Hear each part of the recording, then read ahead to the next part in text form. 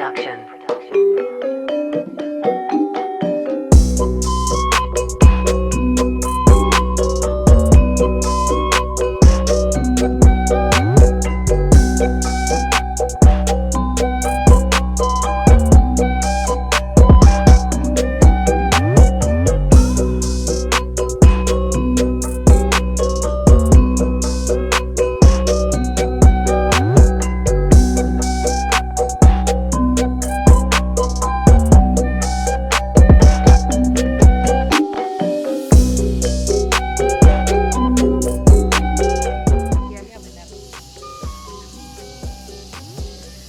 Alkisah pada zaman dahulu kala, di Tatar Pasundan ada seorang Prabu bernama Tapa Agung. Nah, Prabu Tapa Agung ini memiliki seorang istri yang cantik jelita, dan istrinya tersebut memberikan kepada dia 2 orang anak perempuan yang cantik juga. Kakaknya bernama Purbararang dan adiknya bernama Purbasari. Tetapi sayang, pada suatu saat tiba-tiba para Prabu Tapa Agung ini sakit dan kemudian meninggal dunia. Maka sang ratu pun harus mengambil alih pemerintahan. Dia harus menjaga kerajaannya menjadi seorang ratu. Hatinya pun menjadi gelisah karena dia tidak tahu nanti kalau ada apa-apa terjadi dengan dirinya, lalu siapa yang akan memegang kerajaan tersebut? Purbararang atau Purbasari?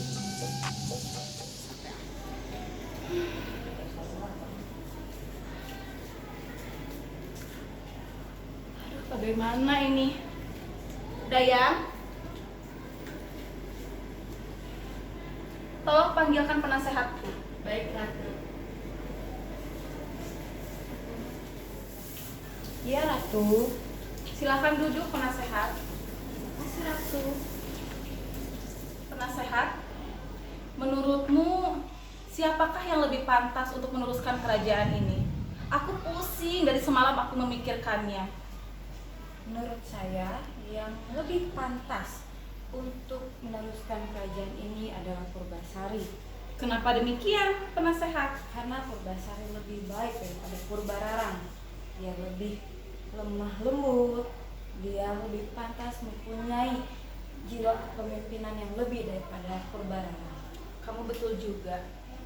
Baik, kalau begitu saya akan pikir-pikir dulu ya. Terima kasih, penasehat. Ya. Silakan kembali ke tempatnya. Mari, Ratu. Ya. Dayang, Ya, Ratu. panggilkan putri-putriku kemari. Ratu. Keesokan harinya, sang ratu memanggil kedua putrinya, Purbararang dan Purbasari.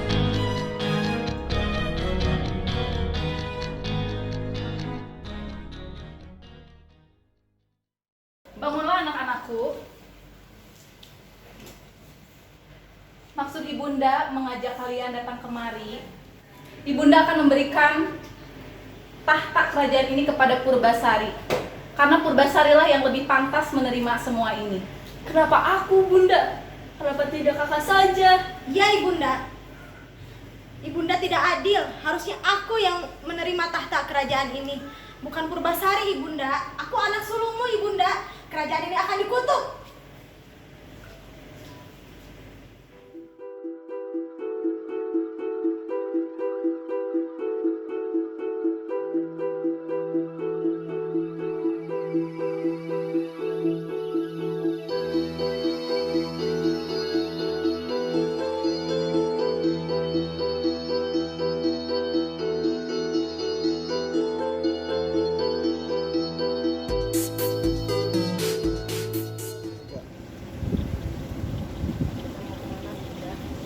Kita akan beri pelajaran Purbasari, Kanda. Mari kita jalan.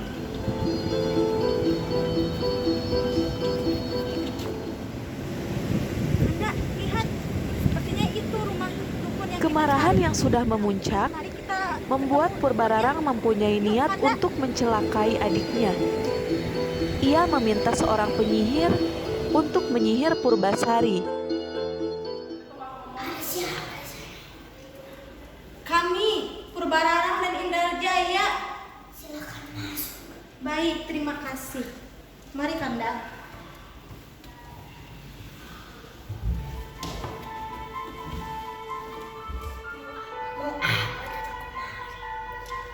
kami ingin mengutuk Purbasari.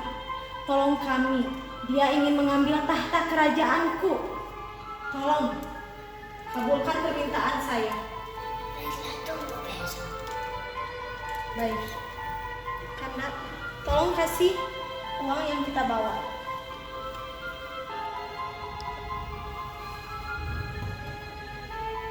Berikan Kanda.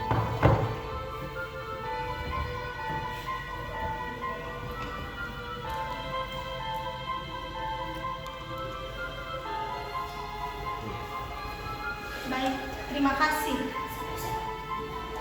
Lalu nenek sihir pun langsung membacakan mantranya. Keesokan paginya, Purbasari pun menjadi jelek dan diserang penyakit kulit. Kenapa Purbasari? Ada apa dengan kulitmu, Nak? Ibunda, bangun Ibunda.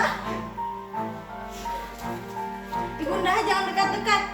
Dia harus segera diasingkan dari kerajaan ini sebelum rakyat-rakyat kita tahu, Ibunda.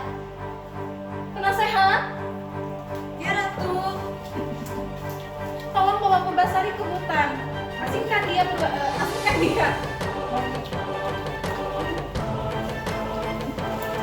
Kemudian diusirlah Purbasari dari istana. Lalu sang penasehat membawa Purbasari ke dalam hutan untuk diasingkan sementara waktu.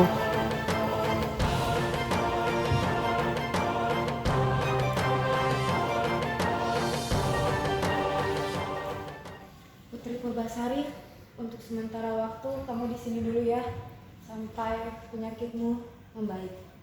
Baiklah penasehat, serahkan engkau pergi.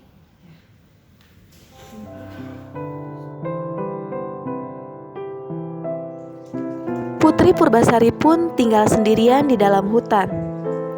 Suatu hari, ketika Putri Purbasari sedang merenung di hutan, dia melihat seekor lutung dari semak-semak.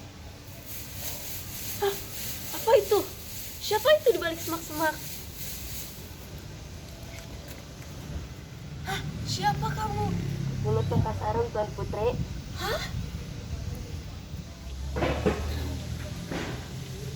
Aku ingin berteman denganmu, Tuan Putri. Kenapa kau ingin berteman denganku? Aku ingin menemanimu, Tuan Putri. Akhirnya, Putri Purbasari dan Lutung Kasarung pun berteman.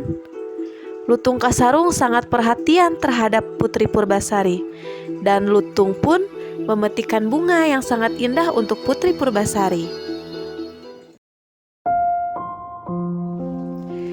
Pada suatu malam bulan purnama, Lutung Kasarung ke tempat yang sepi untuk bersemedi. Tiba-tiba, di tempat pertapaannya berubah menjadi telaga.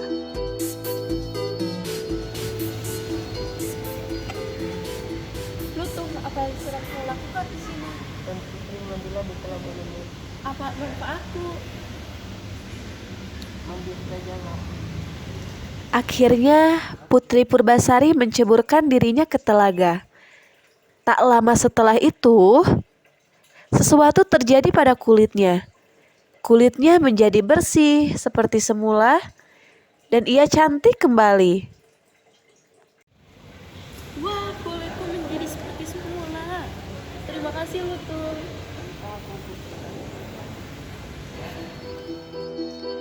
Keesokan harinya, Putri Purbasari dan Lutung Kasarung pergi ke istana.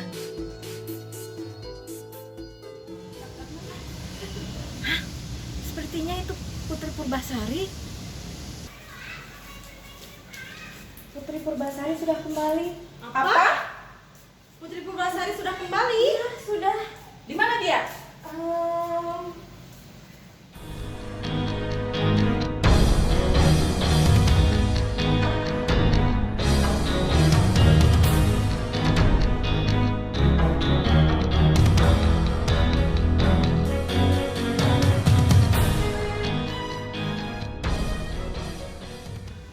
Purbasari, bagaimana kamu bisa cantik kembali?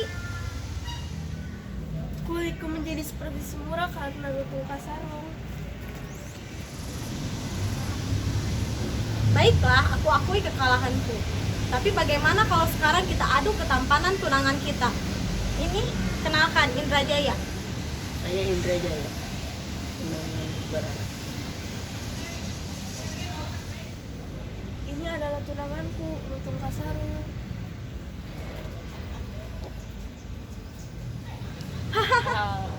Jadi dia monyet ini tunanganmu. Tuan Putri, aku pamit sebentar. Baiklah.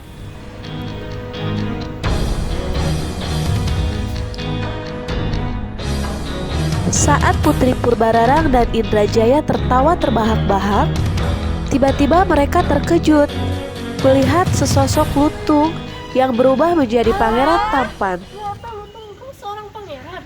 Ya Tuan Putri, aku pangeran yang dikutuk oleh penyihir jahat. Baiklah Purbasari, aku akui kekalahanku. Sekarang aku minta maaf atas semua kesalahanku. Ini gak apa-apa, aku sudah memaafkan. Baiklah, sekarang aku memberikan tahta ini kepadamu. Purbasari, kau pantas menerimanya.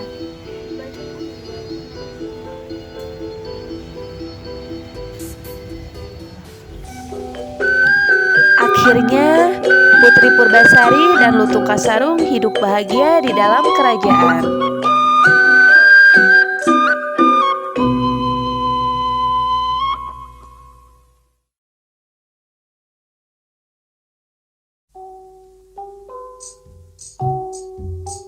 Ibunda. Dan yang akan mewarisi harta. Apa? Iya, Purbasari sudah kembali. Di mana dia?